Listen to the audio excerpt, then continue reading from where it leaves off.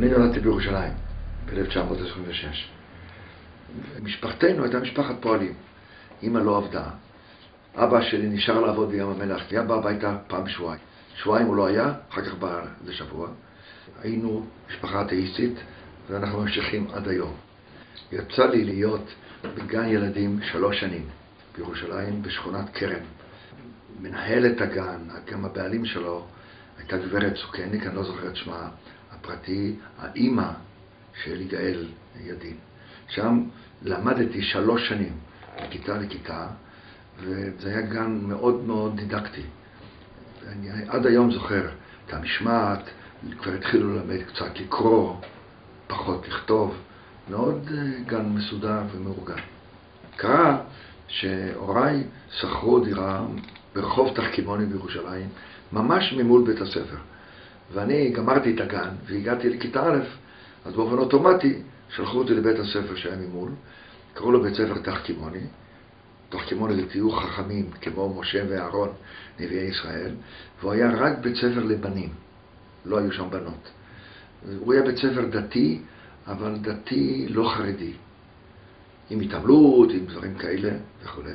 שם למדתי כיתה א', ב', ג', ד' ותחילת ה'. ממש בית ספר מצוין. למדו את כל התוכנית של הוועד הלאומי, של מחלקת החינוך של הוועד הלאומי, ולימדו את דת ישראל בשיטות מודרניות יותר, עם הסברים ועם ניסיון לחבר בין הדת והמדינה והחיים בארץ, וזה נטמע בי עד היום באופן עקרוני. לא שנעשיתי דתי, כי הבית שלי היה חילוני, אבל 4.25 שנים שהייתי שם, הכניסו בי דרך ארץ למורשת ישראל, הדת היהודית.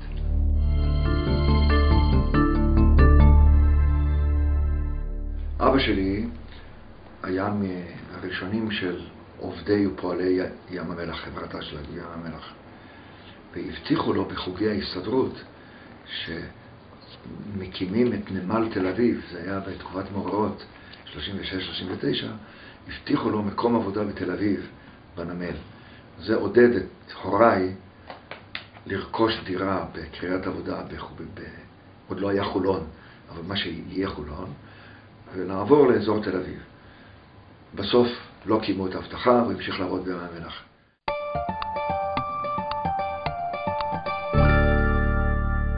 אמא שלי הייתה אישה קשת יום, וממנה למדתי, נטבעו אצלי, בלי שהיא לימדה אותי, את היכולת לעבוד בתנאים קשים, לא לקטר באף מקום. מאבא שלי למדתי הרבה השכלה. הוא היה באמת פועל פשוט בים המלח, איש משכיל מאוד, קרא המון ספרים, איש עם המון הומור, ממש. וחלק גדול מהאופי שלי לימים מתברר שינקתי מין את הצד הרציני שלי יותר מהאימא, ואת הצד של ההומור, של הבנת האחרים וכו', מאבא. אז גם אם ההורים שלי לא היו, איך נקרא לזה, מלמדים, והקפידו לחנך אותי, להגיד שהם מחנכים אותי. החינוך שקיבלתי באווירה בבית הייתה תערובת מצוינת שעזרה לי מאוד אחר כך בחיים. דרך אגב, במידה רצינית גם לאח שלי, אחר כך בחיים. אבא היה מאוד מעורב בענייני איגוד מקצועי בצפון ים המלח, והיה אדם ביקורתי מאוד, מצד שמאל, על ההסתדרות הכללית, על מפא"י, והיו בבית הייתה ספרות שמאלית. כשהתחילו לתרגם את מרקס, את אנגלס ואת לנין לעברית, אז היה לנו, הספרים האלה נרכשו, והוא היה מאיים לבחריו, גם אני קצת הייתי מאיים בהם. וזה ודאי השפיע. גם האופי, ההגינות של ההורים שלנו, שהם הם היו אנשים חריגים, לדעתי, לטובה, בהגינות, ביושר, המוסר שלהם. אז זה השפיע עליו ועליי כמובן, אני חושב.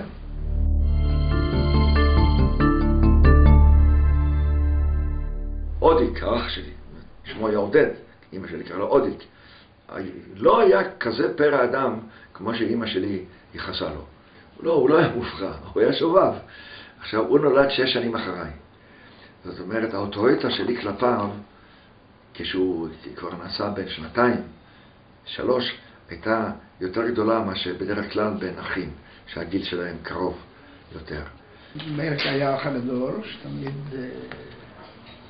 אני התגאיתי בו, ואני שמחתי עליו, זאת מה שהוא היה אומר, זה היה אוטוריטה בשבילי,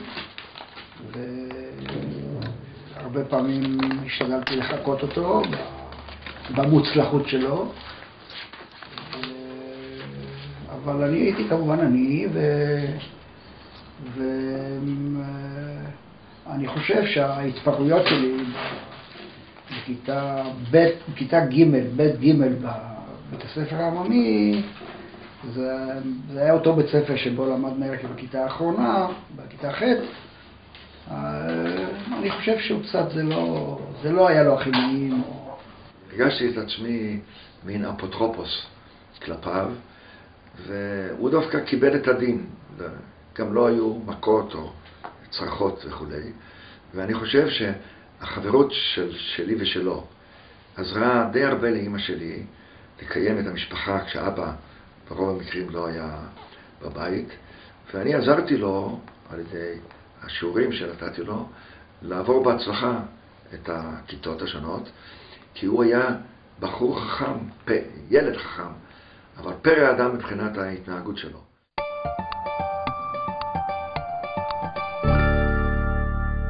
זה כבר היה מאורעות 36 היה אז, ואני זוכר שבאה משאית, העמסנו את הרהיטים ונסענו בלילה דרך אבו גוש לקריית עבודה, לחולון של היום.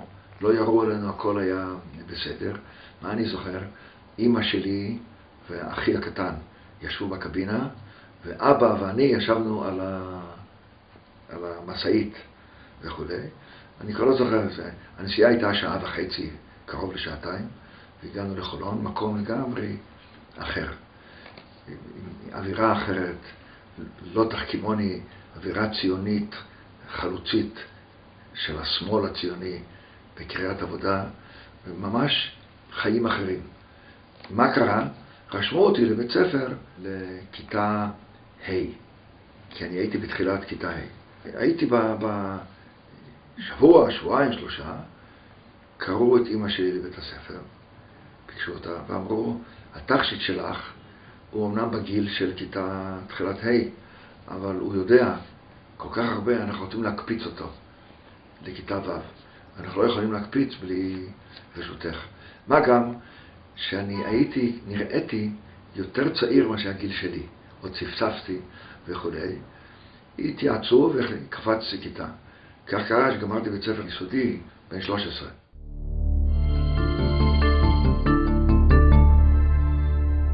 אנחנו היינו משפחה לא ענייה, אבל קצת מעל רמת העוני. ואמא, כשרצתה לקנות מזון בזול, נהגה לנסוע באוטובוס לתל אביב, להגיע לשוק הכרמל ולקנות שם מה שניתן. באותה תקופה, שוק הכרמל, אם היום אתם תהיו בו, תראו, הוא על גבול יפו.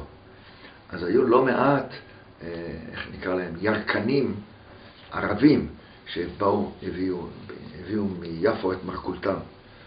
ואם הייתה מסתובבת ומנסה לקנות את המוצרים הכי זולים שרק אפשר, היא גם לרוב באה בשעות האלה שכבר הירקנים רוצים להסתלק כי נשאר להם רק מעט.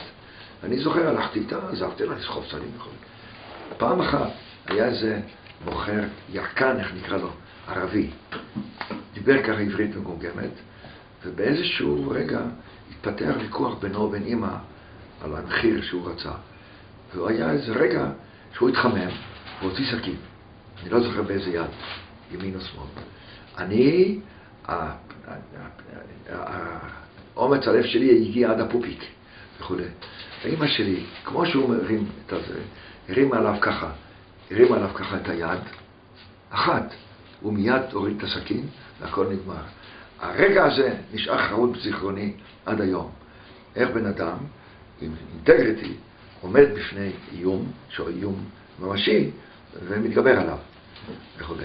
אז הרגע הזה שאמא מרימה את היד ומאיימת עליו בחזרה, ואיך שהוא התנהג, הוא מיד הכניס את הסכין פנימה, ונשאר לי ככה חרוט בזיכרוני עד היום.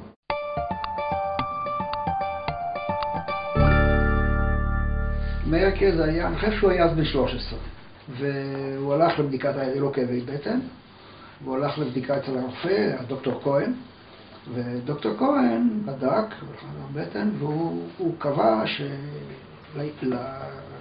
למאיר כנראה יש דלקת של התוספתן, אפנדיצית, אותם זמנים, והוא זקוק לניתוח. והוא כתב את זה על פתק, הוא אמר לאמא שתלך עם זה לפקיד, שהוא ידאג להזמין את האמבולנס ולסדר את התור בהדסה בתל אביב. היית שם? אני אגיד לך איפה הייתי. הייתי איתה, אני זוכר שהיא החזר אותי ביד, היא באה עם הפתק לאשנב של יהודה דרומי היה שמו, של הפקיד, והיא נתנה לו את הפתק, ואמרת, דוקטור כהן אמר שזה דחוף, ביקשה שהוא ידאג מיד. אז הוא התחיל ככה להגיד, זמן על זה וככה, ולא צריך באיזה מילים, אבל הוא נתן לה להבין ששום דבר לא בוער. אז היא לא אמרה לו שום דבר. היא עזבה אותי, היה חלום, היא הלכה מסביב, נכנסה בדלת, היא לא הייתה נעולה, הדלת של הפקיד מבפנים, וניגשה אליו כששב על הכיסא, ותפסה ככה, אספה... איך היא תפסה אותו בדיוק? תראה. היא תפסה אותו מספיק חולצה. כן. אמרה לו, חביבי, אם אתה לא עכשיו עושה את הסידור שבאמבולנס, אתה לא קם מפה חי. ובאו ואספו את מרכז בית החולים.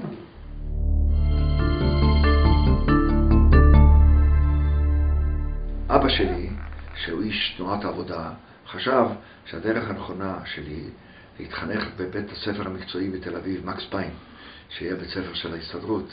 חשב, תלמד 3 שנים מקס פיין, תהיה בעל מקצוע, תבחר איזה מקצוע שאתה רוצה, כי זה מה שצריך פה, שבארצנו יהיו יהודים שהם אנשי עבודה. אמא שלי, היידיש מאמה, אמרה, מאיר כתלמיד טוב מאוד, חבל שהוא יתבזבז בבית ספר כזה, צריך לשלוח אותו לבית ספר תיכון. בחולון לא היה עדיין בית ספר תיכון. אז היא לקחה אותי, נסענו לתל אביב, אני זוכר בילינו על זה 5-6 ימים. והיא עברה איתי מבית ספר תיכון לבית ספר תיכון. ממש הראתה את התעודות שלי, ואני נראיתי ציפלון, הייתי יותר צעיר מהגיל, ובכל מקום גם רצו די הרבה כסף, ולא הסכימו לקבל אותי בסטיפנדיה. היא ביקשה שבגלל התעודות שלי יקבלו אותי ללא כסף. כך הסתובבנו יותר משבוע.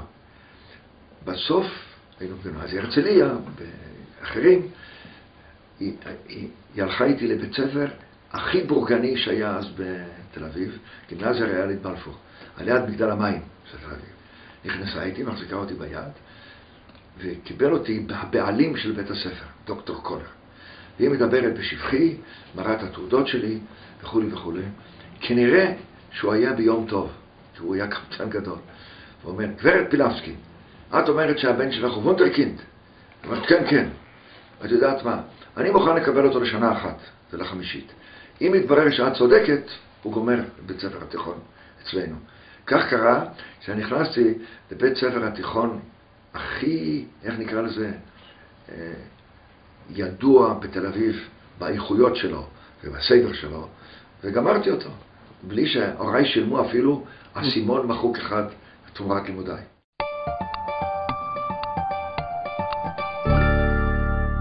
בבית ספר התיכון, שלמדתי בחמישית, השישית אני כבר לא זוכר, חשבתי, וגם אמא שלי עודדה אותי, שקצת לסייע לאמא בחיים הכלכליים, שאני אלמד ילדים שהם פחות מוצלחים. וכך קרה שבגימנסיה ריאלית בלפור, אני הייתי חמישית, מהשישית עד השמינית, כל 3 שנים האלה, כמעט תמיד היה לי בתל אביב תלמיד 1 או 2 בכיתה יותר נמוכה, שאני לימדתי אותו את מה שהוא לא הספיק לתפוס בלימודים בבית הספר.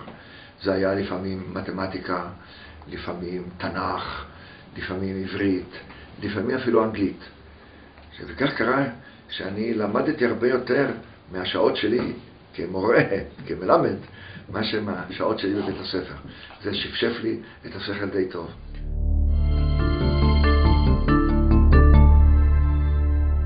בשנה השנייה של הלימודים שלי בגימנסיה ריאלית בלפור, הוא למדתי מהשנה הראשונה, התחברתי לנער שנקרא אורי רביקוביץ' שגר ברחובות, והיה נוסע בוקר לבית הספר, זה היה קשה. דבר שני, הוא היה כל כך תלמיד טוב, וההורים שלו פנו לגימנסיה ריאלית בלפור, ושאלו האם יכולים למצוא להם מבין התלמידים מי שיכול ללמד אותו, את אורי, ולחיות איתו, יחד שיהיה לו. אז הם הציעו אותי.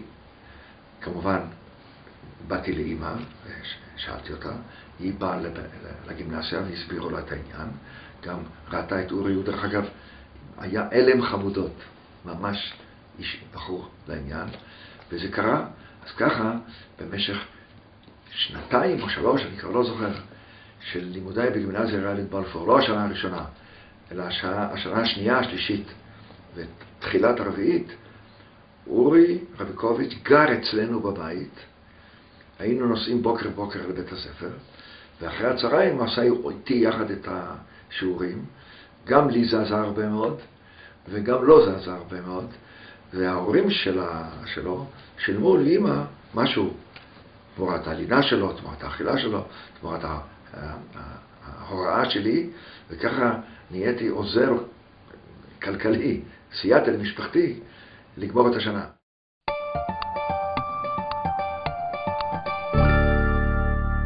קודם כל נהייתי סוציאליסט בגלל האווירה בבית. גם אמא וגם אבא ראו את עצמם אנשי פועל ציון שמאל, קנו את הספרים, חלק מהם נמצאים פה, הקפיטל של קרל מרקס בעברית, שתרגמו לספרים אחרים כאלה, לנין וכולי, אנשי ארץ ישראל העובדת, ואני, שהייתי תלמיד די טוב, קראתי את הספרים האלה, קיבלתי אותם ברצינות. זאת אומרת, אני קראתי את הרכוש של קרל מרקס, כך שמספר בעברית, ומצא מאוד חן בעיניי התזה שלו. בן כמה היית אז? אני יודע, תעשה חשבון, בין 12, 13, 14, והרגשתי את עצמי מזדהה עם הדעות שלו, זה היה בעברית, כתוב. וראיתי את עצמי שייך לתנועת העבודה, לסוציאליסטים.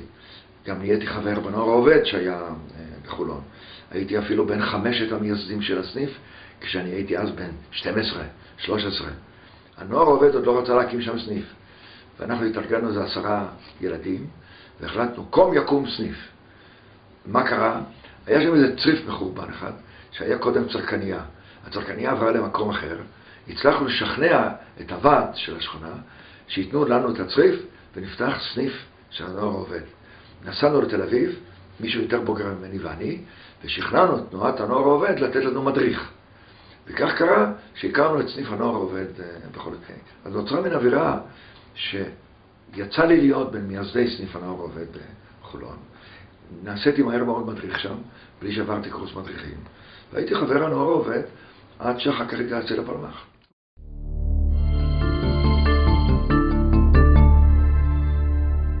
אני יכול לתאר לכם את כל החיים בפלמ"ח. מהרגע שהתגייסתי, השתחררתי אחרי 28 שנים. החיים בפלמ"ח זה חוויה בפני עצמה. הייתי טוראי שנה ברמת הכובש. אחר כך עברנו למעוז חיים. אחרי השנה הזו שלחו אותי לקורס מ"כים. הייתי בקורס מ"כ של ההגנה, שהיה בעמק יזרעאל. במשך התקופה הזו נעשיתי מ"כ סיירים, של מחלקת הסיירים של פלוגה ד'. לאחר מכן ב-45 שלחו אותי לקורס מ"מים של ארגון ההגנה, כי גם הפלמ"ח שלח את האנשים שלו לקורס הקצינים, לקורס של ארגון ההגנה. מפקד הקורס שלי היה יגאל ידין, ואנחנו קצת עשינו מהומות בענייני משמעת. עכשיו, אני אז הייתי, כשהגעתי לקורס הזה, הייתי בן 19. ועוד לא התגנחתי כמו שצריך יום-יום. אז בקורס הזה הקפידו שבודקים גילוח בוקר. אז אני התגלחתי פעם ראשונה. למחרת החלטתי, גם הזקן שלי עוד היה דל כזה, לא התגלחתי, לא יתראו את זה במזנח. אז החלטתי, אני אקח עוד יום. וגם אז לא התגלחתי, וגם אז לא יתראו את זה. אז החלטתי, יום שלישי אני לא אתגלח, אז אני מרוויח, פעם ב3 ימים אני אתגלח. ואז תפסו אותי, בבדיקה של המדריכים. מיד זימנו אותי למפקד הקורס, יגאל ידין, יגאל סוכני, היה שמו, והוא אומר, מאיר, כן, כך קראו לי מהבית.